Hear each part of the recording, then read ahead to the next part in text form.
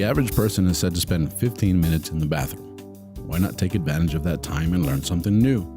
Presenting the 15-minute podcast on weird facts, crazy details, and funny particulars that you'll be able to enjoy while you're taking a on your free time. Welcome to The Shit with Sam Butler. Welcome to another episode of The Shit Podcast. I have a very special guest, a friend of mine, stand-up comedian, originally from El Paso, Texas, now making his home in Los Angeles, working all over the place doing comedy, some of the best stages in Los Angeles. You're now on, I love the name of your tour, the Lon Cabron Tour. Lon Cabron. You're just going on. I love it. I also love the way you did your art because I know it's so cheesy, but it's so funny. Yeah. You know? If you guys have a chance to look it up, the Lon Cabron Tour, and you can see you've got a funny hat. You look like a Mexican banda singer. Yeah, which is awesome. Like I kicked out. Which is awesome. Didn't know what the fuck to do. It was awesome. It's awesome, bro. So Thank congratulations on your tour. Cheers, brother. And for you guys who saw the episode in Spanish, everybody. Ralph's been doing comedy for about 9 years now, and he's one of the guys that first started at the open mics that I established when I was a young comic myself. Yeah, and man. so it was great to work together all these years. And it's great to see you succeed, bro. You're doing great. So thank you, and likewise, bro. I love the way you're growing, bro. Thank you, man. I'm trying not to grow too much, but I mean, comedically, career-wise. Yeah. But we're here doing this podcast, The Shit Podcast, and we're gonna thank Ram for taking care of us today here in the recording. Woo. Yeah, but welcome to the studio, bro. We're doing The Shit Podcast, you know, and. I thought, you know, this podcast is a short podcast, but it's about obscure facts, weird facts, yeah, man, crazy things. And I came across this article and I said, this has got to be an episode. It's a pretty interesting. Because I have learned a thing or two off of watching your podcast, dude. So I'm excited because this one I don't even know anything about. So. Yeah, and it's cool because that's the whole point. This podcast is designed for you to learn something. And then it gives you something to talk about at a bar, at a party, when you have to make that uncomfortable small talk. Yeah, you know, you're at not the just a doctor's guy office. with the same fucking questions. Yeah. Oh, what do you do for me? Plus, it makes you look smart. Yeah. You know, like I've been in situations where I'm. Look at this savant. Where this guy is he's got savant syndrome. Yeah. No, but there's situations where people will say something and you know about it because you read about it and you bring up a point and they go, whoa, how did you know that? Well, I read it somewhere, right? That's so true. I do that already in my normal life. So it's cool to now have a podcast that does that, you know? Absolutely. And let's talk about Napoleon Bonaparte. Now, for a lot of the people watching the podcast, you already know who Napoleon Bonaparte is. If you don't know who he was a French emperor, right? And he was exiled. Took over a bunch of shit. Yeah, he was a conqueror, one of the most famous generals. And he had a trait, and if you look him up online, if you look at his pictures, you'll see that he almost always was depicted with his hand inside of his jacket. Yeah, and people have questioned why did he do that, right? And I started reading the article and I thought it was really, really interesting. Yeah. I thought, oh, well, it's interesting. My first thought was that, and this is one of the facts that I found, that there's a group of people that think that he actually had a deformity in his hand. Okay, I thought it was like very regal kind of. Yeah, like, well, they think he had a deformity in his hand. Okay, yeah. And that deformity, he was trying to hide it. Now, the speculation is it deformed because he was born with a deformed hand? Or is it deformed because he got hurt in battle? Why was he always hiding his hand? And there's even pictures of him like in the living room chilling with kids, and he's got his hand tucked in his jacket. Really? There's pictures of him? I thought they were all there's not a picture, they're paintings, right? Yeah. There's a painting of him chilling on a lounger like that, kicking back. He's got his hand in his coat. Yeah. And he's with a little kid, and he's like totally relaxed, but he still has his hand in his coat. That's crazy, dude, because I thought the only paintings of him were like, you know, in a horse. Yeah, always, or like right? standing up. Yeah, like, always being a general. Trying to look taller. So that's what I'm saying, and that's why you think maybe it wasn't about the posturing. Yeah. Right? Maybe it was the fact that he was trying to hide his hand. The other argument was that human hands are very hard to paint. Oh, For so artists, the artist would just be would lazy. cheat and put the hand inside the jacket. That's some shit I would do. Yeah, I know. It's like, but why would they do it with one hand only? You know? Right, that's Why it. wouldn't you cross the guy's arms? You know what I'm saying? Put him behind his back. Put him behind his back. But no. Regal. So that was one speculation. Okay. Right. And I kind of before I read this article and started researching the topic, I kind of had the idea that that's probably what was going on. Right. Because that would make sense. And he made it iconic. Like that was his posture. Yeah. Right. Yeah. It's like when I started doing stand up, I smoke cigars. I love cigars. And that became my iconic thing. People recognize me because of the cigars. Yeah. I didn't do it on purpose, but it just happened to be something people identify with me. Right. Well, I thought, well, this is how he wants to be identified, with his hand in his jacket. So that's one theory. Yeah. The second theory is that artists didn't want to paint his hand.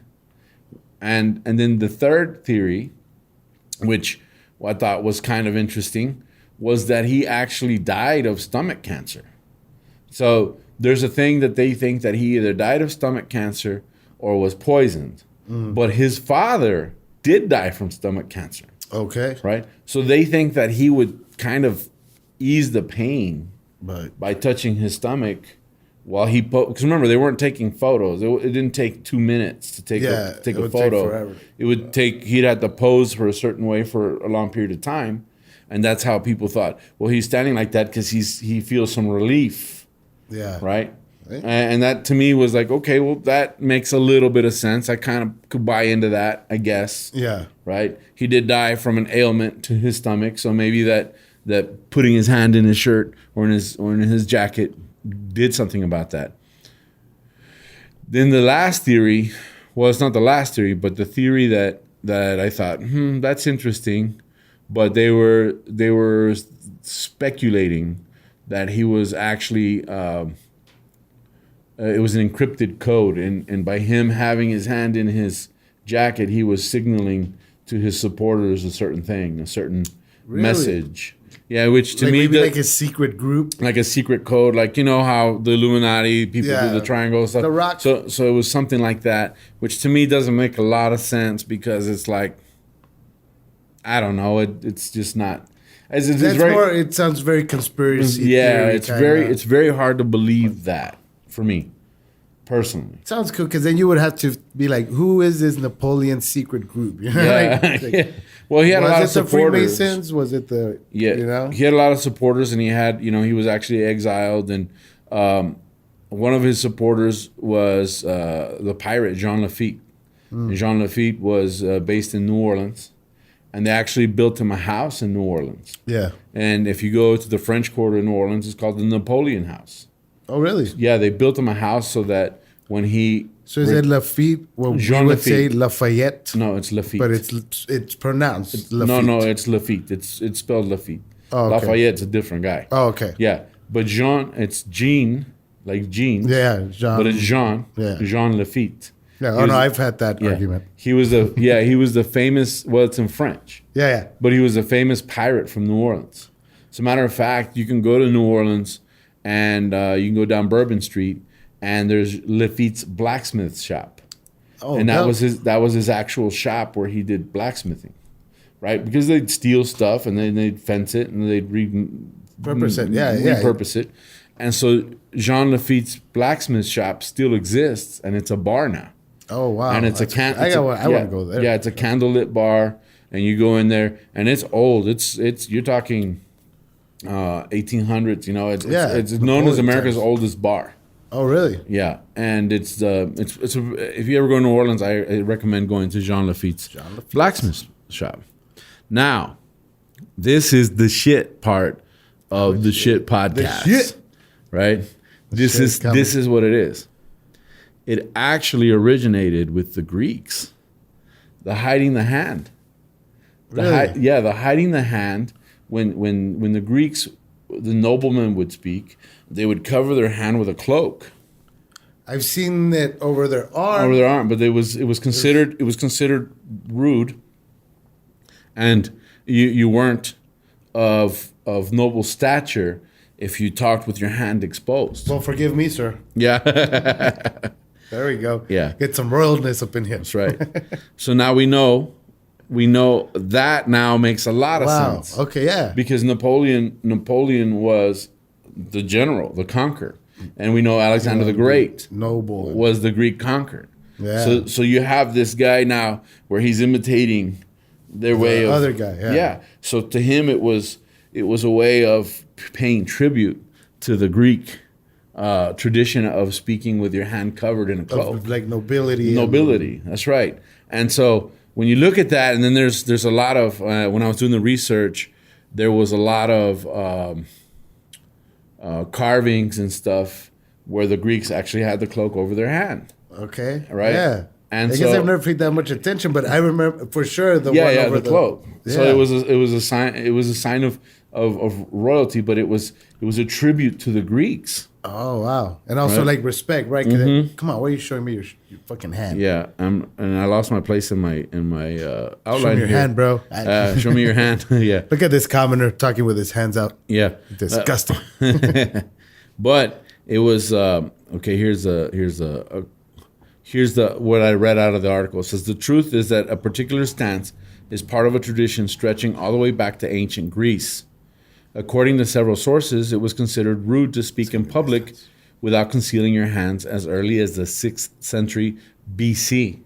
And statues of the time, according to Reader's Digest, regularly depicted the offending appendages, which to me, I didn't know. I tried finding what the offending appendage was. Well, I know your appendage is your hand, but the offending appendage. I think it's from because this is the what I left learned. hand? Está cagado, dude. Yeah. This is the shit. Okay, this is what I've heard about shit. Right. So like you wipe your hand with your left hand, with your ass with your left hand. So that is like the offending appendage. Yes. Right. Yes. It's like Yeah. with your left hand. So- It's like, oh my god. So that started with the Greeks, and we know that transpired throughout, Middle Eastern. And a lot of cultures. A lot of cultures, right? So you covered that hand, and you would never speak with your hand outside the cloak, right?